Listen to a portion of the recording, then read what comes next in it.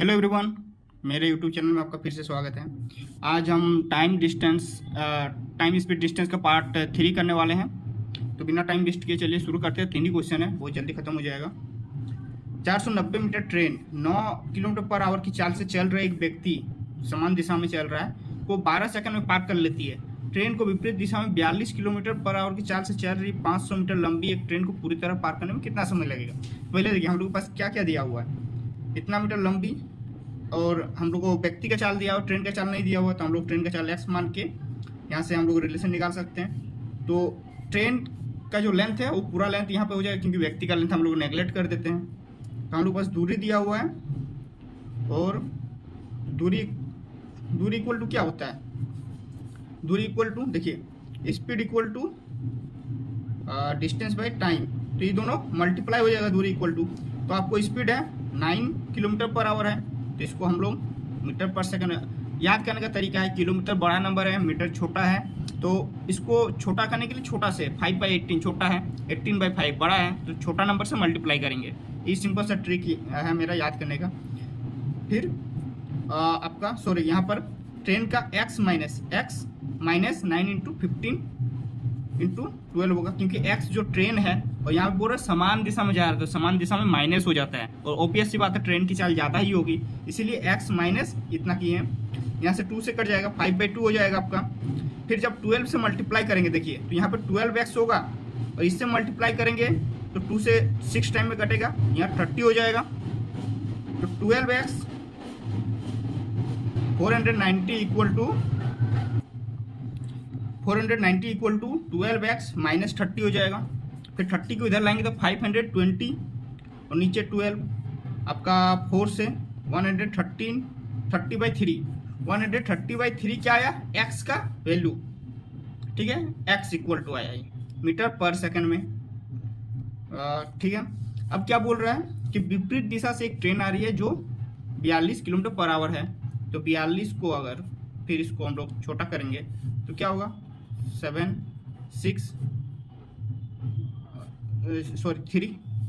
तो 35/3 हो जाएगा। 130/3 मीटर पर सेकंड x का वैल्यू। फिर 35 हो गया। अब देखिए जो सेकंड ट्रेन है उसका स्पीड मीटर पर सेकंड में इतना आ गया। अब क्या बोल रहा है कि दूसरी ट्रेन है और पहली ट्रेन है, दोनों को एक दूसरे को पार करने में कितना टाइम लगेगा। दोनों का टोटल लेंथ कितना हो गया 990, और आपका यहाँ पर पहली ट्रेन का स्पीड था 130/3, दूसरी ट्रेन का 35/3। तो दोनों को अगर ऐड कर देंगे, क्योंकि विपरीत दिशा में है, देखिए कहाँ विपरीत दिशा में, विपरीत दिशा में ऐड हो जाता है 35/3, दोनों ऐड हो जाएगा तो 165/3। तो 165/3 से हम लोग डिवाइड कर देंगे तो कितना टाइम में जाएगा 55 में। फिर 90 आपका 5, फिर 18 क्या आएगा 18 हम लोग टाइम निकाले थे, डिस्टेंस बाय स्पीड डिवाइड करके टाइम निकाले थे, तो 18 सेकंड हो जाएगा आंसर आपका। दूसरा क्वेश्चन, एक ट्रेन रेलवे ट्रैक के किनारे चल रहे 2 व्यक्तियों को ओवरटेक करती है। पहला व्यक्ति 9 किलोमीटर पर आवर की चाल से चल रहा है, दूसरा व्यक्ति 12.6 किलोमीटर पर आवर की चाल से चल रहा है। रेलगाड़ी उन्हें ओवरटेक करने में 13.5 सेकंड और 15 सेकंड समय लगाता है। यदि दोनों व्यक्ति रेलगाड़ी के चलने की दिशा में चल रहा है तो रेलगाड़ी की चाल क्या होगी। अब देखिए यहाँ क्या है कि हम लोग का पास टाइम दिया हुआ है और स्पीड दिया हुआ है, टाइम और स्पीड दिया हुआ है, और डिस्टेंस क्या है, डिस्टेंस तो जो रेलगाड़ी की लंबाई होगी वही डिस्टेंस है, तो डिस्टेंस कॉमन हो जाएगा। तो अगर हम लोग पहला जो है हम लोग पहले रेलगाड़ी की चाल मान लेते हैं और समान दिशा में है तो माइनस होगा, और 9 है अभी 9 किलोमीटर है पर आवर, मीटर पर सेकंड में बदलेंगे तो कितना होगा 5/2 ट्रेन की चाल माइनस व्यक्ति की चाल इंटू समय। पहला कितना दिया हुआ 13.5, इसको 10 से कर देते हैं, ये हो गया। दूरी निकल जाएगा आपका, चाल इंटू समय बराबर दूरी, और दूरी क्या है रेलगाड़ी की चाल, तो दोनों में ही तो रेलगाड़ी कॉमन है, तो फिर उधर भी वैसा ही करेंगे। x माइनस 12.6 है तो 0 यहाँ, फिर 5/18 करेंगे तो 7 बार में चल जाएगा, 2 बार में चल जाएगा, तो 7/2 हो जाएगा। तो x माइनस 7/2 और यहाँ इंटू किसके साथ होगा 15 के साथ, 15 से इससे 9 टाइम में कट जाएगा।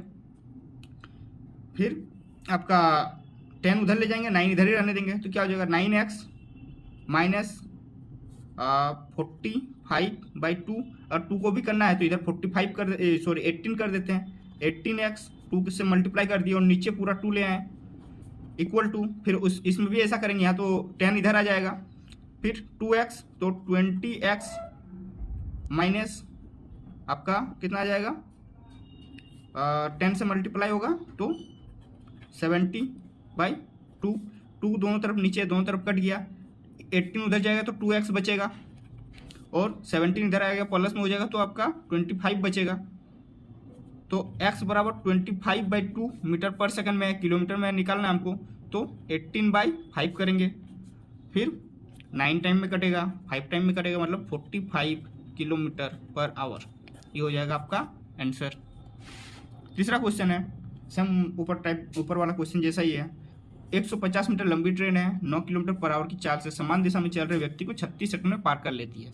इस ट्रेन के विपरीत दिशा में 43 किलोमीटर पर आवर की चाल से चल रही 185 मीटर लंबी एक अन्य ट्रेन को पार करने में कितना समय लगेगा।